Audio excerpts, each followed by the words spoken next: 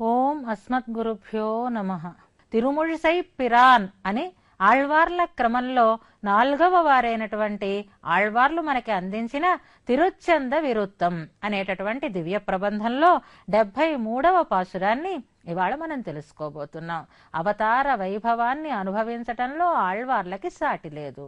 అందులో అవతారాలన్నింటిలోనూ కూడా విశేషమైన విలక్షణమైనటువంటి అవతారంగా మానవత్వానికి ప్రతీకగా ఉత్తమ పురుషుడైనటువంటి శ్రీరామచంద్రుడు తన గాథని ఈ లోకంలో మనకి ప్రకటింపచేశాడు.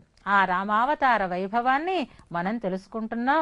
ఆళ్వార్లందరి యొక్క అనుభవం రామావతారం విషయంలో ఎలా ఉంది అనేది మనం తెలుసుకుంటూ వస్తున్నాం. అందులో సుగ్రీవ సఖ్యాన్ని మనకి తెలియచేస్తున్నారు. సప్తసాల భంజన వృత్తాంతాన్ని మనకి ఇందులో తెలియచేస్తున్నారు. పరదైవమైనటువంటి శ్రీమన్నారాయణుని యొక్క పాదార విందాలకి కైంకర్యాన్ని చెయ్యటమే పరమావధి అనేటటువంటి విషయాన్ని మనకి మళ్ళీ మళ్ళీ ఆళ్వార్ల యొక్క శ్రీ సూక్తులు జ్ఞాపకం చేస్తూ ఉంటాయి. స్పష్టంగా మనం చేయవలసిన పనిని మనకి తెలియచేస్తూ ఉంటాయి. అలాంటి ఒక మంచి మాటని ఈ పాసురంలో మనకి తెలియచేస్తున్నారు. అలా తెలియచేయటానికి ముందు రామావతారంలో ఉండేటటువంటి కొన్ని సన్నివేశాలని ఇక్కడ మననం చేస్తున్నారు. ఈ పాసురంలో తిరుమొழிసై పిరాన్ పాసురాన్ని మనం ఇప్పుడు ఒకసారి చదువుదాం.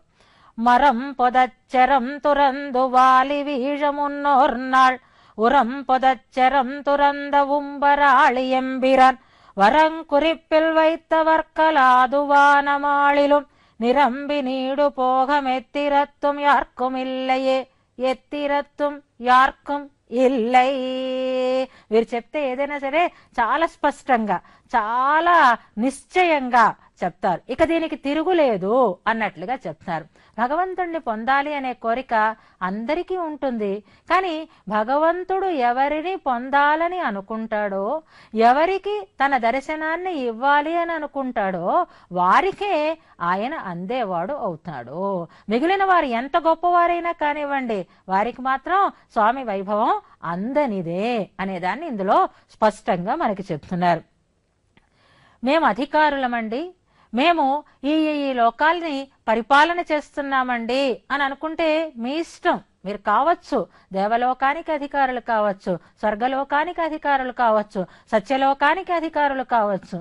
అయినా సరే భగవంతుడు మనస్సులో అనుకోవాలి, వీడికి నన్ను నేను అందించాలి అని. దానికే ఉపనిషత్తు మనకి చెప్తుంది, యమైవేష వృణుతే తేన లభ్య నాయమాత్మ ప్రవచనేన లభ్య నా మేధయ నా బహునాశ్రుతేన. స్పష్టం చేసింది. దీన్నే పరగత స్వీకారం అంటారు. అంటే భగవంతుడు మనని పట్టుకోవాలి అని అనుకోవాలి, అప్పుడు ఆ పట్టు వీడదు. అచ్యుతుడు కదా ఆయన, కనుక చితి లేకుండా మనకి చేసేవాడు అవుతున్నాడు. కనుకే దీంట్లో స్పష్టం చేస్తున్నారు తిరుమొழிసై పిరాన్. దానికి ముందుగా మనకి ఈ సప్తసాల భేదన వృత్తాంతాన్ని స్మరణకి తెస్తున్నారు. మరం పొదచ్చరం తురందో పదాలను కూడా మనం చాలా సులభమైన పదాలే. మరం పొదచ్చరం తురందో, శరం తురందు, శరాన్ని ప్రయోగించాడు, బాణాన్ని ప్రయోగించాడు. మరం పొద ఆ సాల వృక్షాలలో గృచ్చుకునేటట్లుగా శరాన్ని ప్రయోగించాడు. ఏడు సాల వృక్షాలని ఒకే బాణంతో కొట్టినటువంటి ఘనుడు కదా, ఘన వీరుడు కదా మన రామచంద్రస్వామి. అంతేనా? అది దేనికి నాంది అయింది, అది దేనికి విశ్వసనీయమైంది, విశ్వాసాన్ని కలిగించేది అయింది అంటే వాలి వీഴ. వాలి వీഴ, వాలి అని ఆయన పేరు. వాలం కలిగిన వాడు వాలి.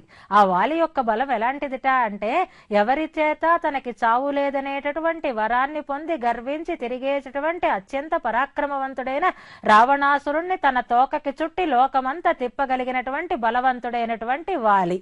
మున్నోర్నాళ్ అంటే ఎప్పుడో జరిగింది ఆ త్రేతాయుగంలో.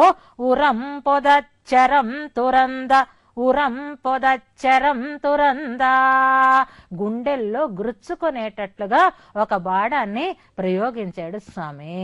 ఆ వాలి యొక్క గుండెల్లో గురుచుకునేటట్లుగా బాణ ప్రయోగం చేసినటువంటి అత్యంత పరాక్రమవంతుడైనటువంటి ఆ రామచంద్రస్వామి ఉంబరాళి ఎంబిరాన్, ఉంబరాళి ఎంపిరాన్, ఎంపిరాన్ నాకు ఉపకారకుడు, ఉంబరాళి దేవతలకు అధినాయకుడైనటువంటి స్వామి ఆయన. ఆయనని మించిన దైవం మరొకటి లేదు. సకల దేవతాగణము ఆయన చేత నిర్వహింపబడేదే. ఆయనే సకల జగదీశ్వరుడు ఆయన. అటువంటి ఆయన వరం కురిప్పిల్ వైత్తవర్కలాదు, వరం కురిప్పిల్ వైత్తవర్కలాదు అంటారు. వరం అంటారు. ఏమిటా వరం అంటే ఏమిటి? ఆ శ్రేష్టత అంటే అనన్య ప్రయోజనం అంటారు. అంటే వీడికి నన్ను నేను అందివ్వాలి, నేను తప్ప మరొక ప్రయోజనం వీడికి ఉండకూడదు. భగవద్ అనుభవమే శ్రేష్టమైనది. ఆ భగవద్ అనుభవాన్ని పొందించాలి అనేటటువంటి ఒక సంకల్పం కూడా స్వామికి హృదయంలో కలగాలి. నన్ను ఒక్కసారి గుర్తుపెట్టుకోండి, నన్ను మీ మనసులో పెట్టుకోండి అంటాం. మనసులో పెట్టుకోవడం అంటే ఈ వ్యక్తి వెళ్ళి వాడి మనసులో కూర్చోడు, కానీ వీడిని గురించినటువంటి ఒక ధ్యానం, వీడిని గురించినటువంటి ఒక ఆలోచన ఆ వ్యక్తికి కలగాలి. అది చెప్పక్కర్లేకుండానే స్వామి మనస్సులో ఉంటే మన ప్రయత్నం ఏమీ అక్కర్నే లేదు. అద్భుతమైనటువంటి అనుభవం మన సొత్తు అవుతుంది. వరం కురుప్పిల్ వైత్తవర్కలాదు, అలాంటి వారికి తప్ప వానమాళిలో నేను ఈ స్వర్గలోకాన్ని పరిపాలిస్తున్నాను, దివ్యలోకాన్ని పరిపాలిస్తున్నాను అని అనుకున్నా, నేను ఇంతటి వాడిని అంతటి వాడిని అని అహంకరించిన, నేను ఎన్నో ఎన్నో అనుష్ఠానాలను చేసిన వాడను అని అనుకున్నా, నీ కర్మ చేత కాని, నీ జ్ఞానం చేత కాని, నీ భక్తి చేత కాని, నీ ప్రయత్నం చేత కాని నువ్వు స్వామిని పొందగలిగిన వాడవు కాదు. అదే కదా చెప్తుంది ఆ తల్లి, స్వామి నువ్వు మమ్మల్ని పట్టుకో, మేం నిన్ను పట్టుకోవడం కాదు. స్వామి అనుకోవాలి, అనుకున్నాడు. నా యొక్క విశ్వరూపాన్ని నీకు చూపిస్తాను అని అనుకున్నాడు. నేను అనుకున్నాను కనుకే అర్జున ఈ విశ్వరూపాన్ని నువ్వు సందర్శించగలిగేవు అని అంటాడు. వీరిని తనవారు అనుకునేటటువంటి ఒక సత్సంకల్పం స్వామికి హృదయంలో కలగాలి. అలా లేకపోతే అలాంటి వారికి తప్ప ఎంతటి గొప్ప అధికారులకైనా నిరంబు నీడు పోగం, నిరంబు నీడు పోగం అంటారు. పరిపూర్ణమైనటువంటి దీర్ఘమైనటువంటి పోగం, పోగం అంటే భోగం అన్నమాట. అది సంపూర్ణమైనది కావాలి. దుఃఖం తాలూకు ఛాయ కూడా దాని మీద పడని ఒక అద్భుతమైనటువంటి ఆనంద అనుభవం కావాలి. అది కురైవత్తు నిత్య భోగం అంటారు. మనం కొన్ని భోగాలను అనుభవిస్తూనే ఉంటాం లౌకికంగా. అవి తాత్కాలికంగా మనకి సుఖాన్ని కలిగిస్తాయి, భోగ రూపంగా అనిపిస్తాయి. కానీ వాటిలో మళ్ళీ మనకి కష్టం కనిపిస్తుంది, దుఃఖం కనిపిస్తుంది. అది కూడా ఎక్కువ సమయం మనకి అందుబాటులో ఉండదు. అలాంటి తాత్కాలికమైనటువంటి దుఃఖంతో కూడినటువంటి అల్పమైనటువంటి భోగం కాదు భగవద్ అనుభవం. అది కురైవు అత్తు, ఎక్కడ ఏ రకమైనటువంటి కొరత లేకుండా నిత్యమాన భోగం. ఏమిటా భోగం అంటే అదావదు పరమభక్తి కృతమాయ్ పరిపూర్ణమాయ్ విశదతమమాన నిత్యానుభవం అంటారు. పరమభక్తి కృతమాయ్ పరిపూర్ణమాయ్. భగవంతుణ్ణి అనుభవించాలి అంటే దొరికింది కాబట్టి అనుభవించడం కాదు, భక్తి నిండి స్వామి యొక్క అనుభవం కావాలి. కదా అహమైకాంతిక నిత్య కింకర ప్రహర్షయిష్యామి అంటారు యామునాచార్యుల వారు. ఎప్పుడు ఎప్పుడు ఎప్పుడు నేను నీకు నిత్య కింకరుడనై నీ యొక్క సేవలని చేయగలుగుతాను, నిన్ను నేను ఆనందింప చేయగలుగుతాను అంటారు. నీ దాస్యం చేయటం నాకు ఆనందం కాదు, నా దాస్యం నీకు ఆనందాన్ని కలిగించేది కావాలి. ప్రహర్షయిష్యామి సనాథ జీవిత. అలా భగవంతునికి నిత్య కైంకర్యం చేస్తూ భగవత్ సన్నిధిలో నిత్యవాసం చెయ్యటమే అది భోగం. నిరంబు నీడు భోగం ఎత్తిరత్నం యార్కం ఇల్లై, ఎత్తిరత్వం యార్కం ఇల్లై. లోకంలో మనం ఒక లక్ష్యాన్ని సాధించడం కోసం ప్రయత్నాన్ని ప్రారంభిస్తాం, ఒక రకమైనటువంటి మార్గాన్ని అనుసరిస్తాం, ఒక రీతిని మనం పడతాం.